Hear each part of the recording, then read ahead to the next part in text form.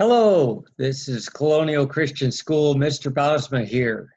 One of the most interesting and fascinating things is that God seemed to make this world so that it works on mathematics. Today, I want to show you how to simulate ballistics, that is, guns firing bullets in the air, traveling through space, affected by gravity, using sine and cosine. It's really quite simple. Let me show you. First of all, let's get into the compiler. Here's the compiler.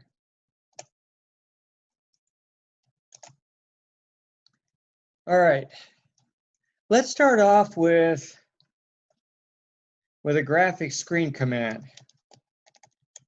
This command will set up for both text and graphics at the same time. That's a very standard command used by students all the time. Next, line command will actually make a box. I'm going to make a box that is the ground, like we did in previous videos. So here's the line command. Remember that points are expressed as how far over by how far up and down. So it goes from 0 to 640. Let's start from 0 and 400 down out of 480. The first number is how far over, the second number is how far down. In mathematics, it's how far up. It's interesting. They used to have line printers that printed down. So I think that's why computers are backwards. And we're taking it all the way over to the right at 640. And let's take it all the way down to 480, the maximum amount down. And we're going to draw it in color 6, which is approximately brown.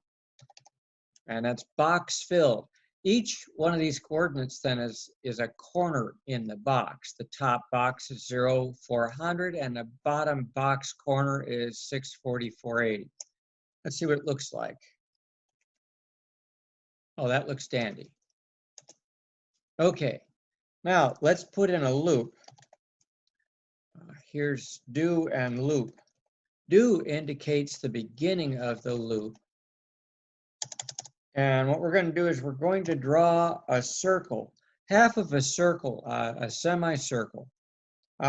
Circles start drawing, C-I-R-C-L-E. Circles start drawing in the same place they do in mathematics. They start all the way to the right and then draw around to the top, to the left, and then to the bottom, and then back over to the right. So we're going to center this thing halfway across, 640 across. That would make it 320 of the way across. And it's going to be right on the ground level. We set that at 400. Let's give it a radius of R. And I'm going to leave out color. This is where color goes. And we're going to start drawing at 0 radians. Let me explain radians quickly. People are familiar with degrees. 0 radians is 0 degrees. And then working around, if you went to 180 degrees all the way back from where you're facing, a complete turnaround, it would be pi. Half of the way, so you're facing straight up, would be pi divided by 2, half of pi. So we want to go all the way around to the far side, 3.14159. We can't go over because sometimes that affects programs. And let's give it a color. We're going to give this the color of 14. Let's see what it looks like so far. Oh, I didn't put in radius. Oh my goodness. Well, let's go back, and good programmers put variables on the top. Variables are little storage nooks that can store numbers and letters and things like that. So let's give it a radius of, say, 5. Let's see what it looks like now. Well, that looks really good. Okay, now we have the circle there. Let's do an animation now. To animate something, you want to draw it, wait until people can see it, long enough for people to see it, and then erase it quickly and move it and then redraw it. So let's put in a wait loop here for D equals 1, 2. How about we put in a variable so we can speed it up or slow it down, and I'm naming it delay. It's going to count from 1 to the number and delay, and that will slow the computer down. It's got to be a 30th of a second or more for the human eye to see it.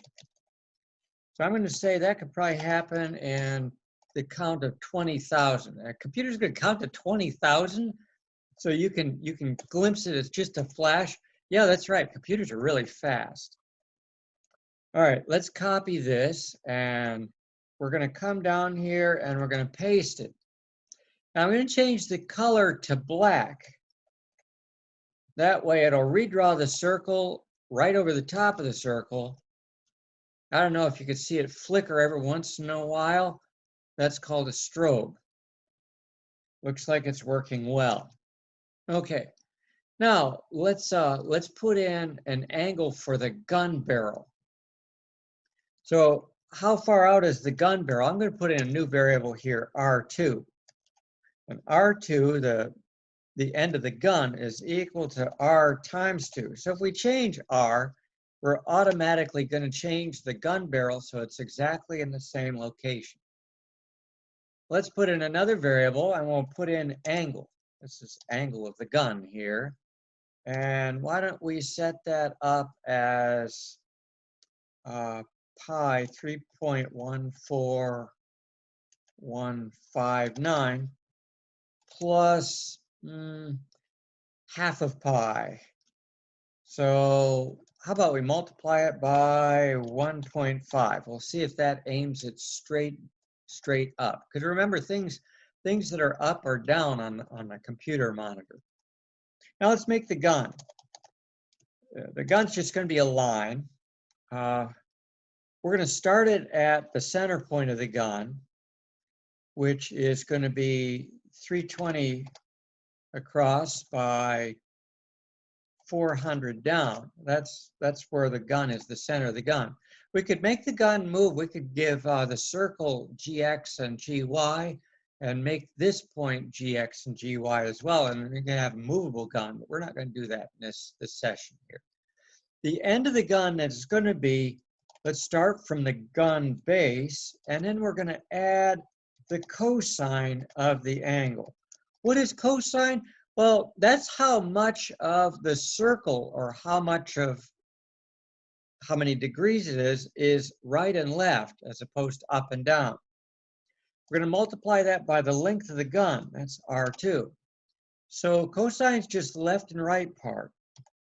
And let's see, we started at 400 down, so we'll add that in, and we're going to make the length of this the sine of angle A times R2.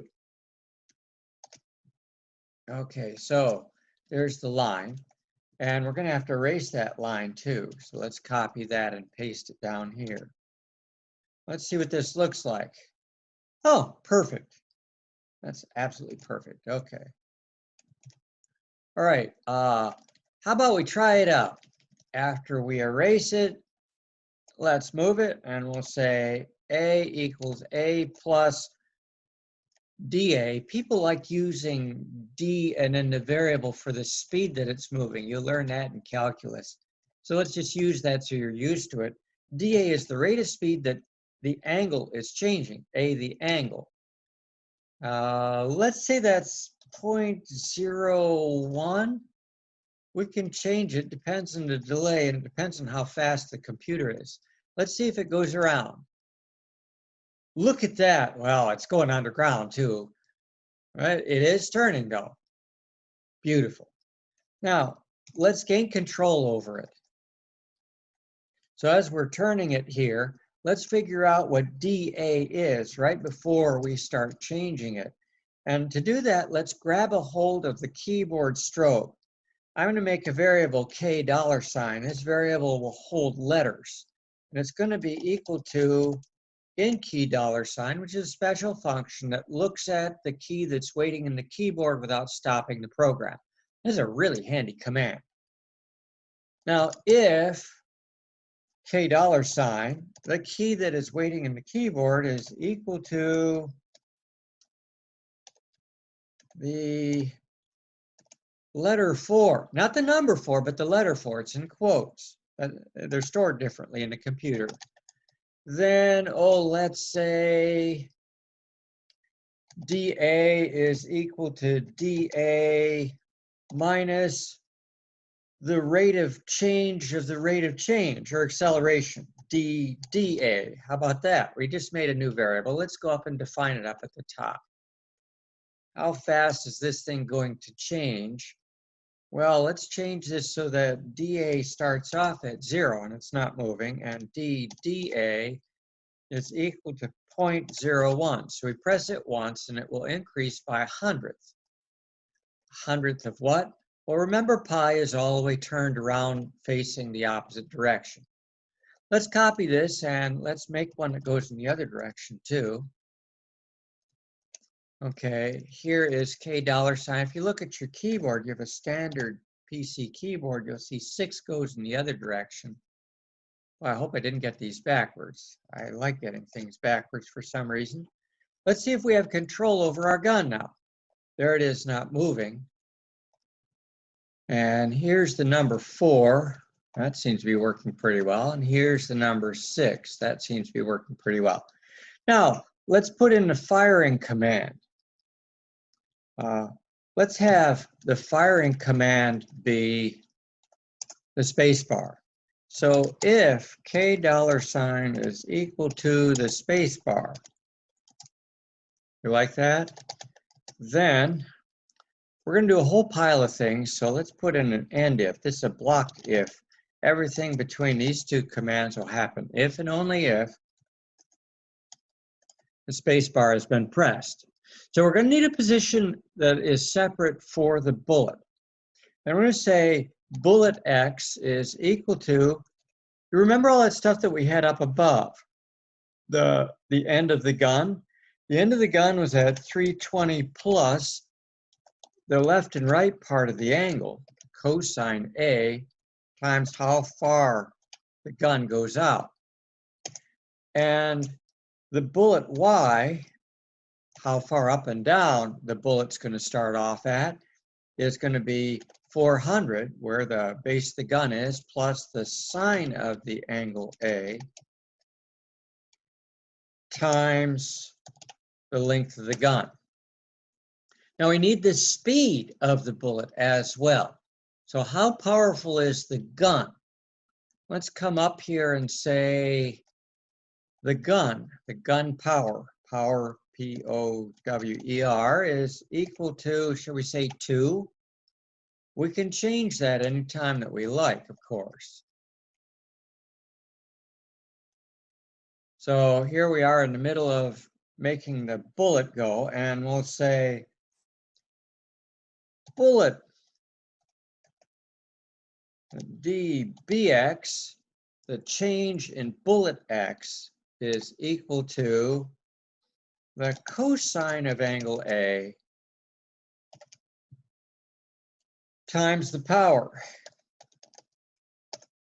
And the change in bullet Y is equal to the sine of angle A times the gun power. One last thing, does the bullet exist? A couple ways we could do this. Let's put in a variable and we'll say BE for bullet exists, and that's equal to 1. Now it exists. We're going to come up here, we keep adding more and more variables in here, and bullet exists equals 0. So the bullet's never drawn until someone fires it. Now, we're drawing here everything we have to draw all at once before we wait so that people can see it. We're going to say if the bullet does exist, if it's equal to 1, 1 is equal to exist, then we're going to draw the bullet. And we're going to say circle, it goes BX over and BY up and down. And bullets are small. It's going to be a 2. It's really small for a radius. and it's going to be whatever color the gun is.